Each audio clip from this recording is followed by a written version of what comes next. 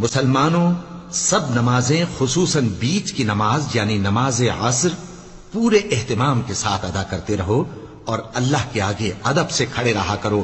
پھر اگر تم خوف کی حالت میں ہو تو پیادے یا سوار جس حال میں ہو نماز پڑھ لو.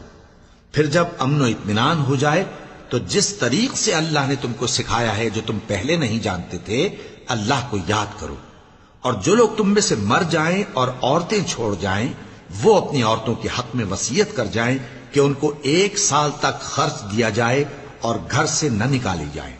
ہاں اگر وہ خود گھر سے چلی جائیں اور اپنے حق میں پسندیدہ کام یعنی نکاح کر لیں تو تم پر کچھ گناہ نہیں. اور اللہ زبردست ہے، حکمت والا ہے.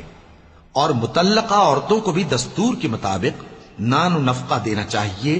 پرہیزگاروں پر یہ بھی حق ہے. اسی طرح اللہ اپنے احکام تمہارے لیے بیان فرماتا ہے تاکہ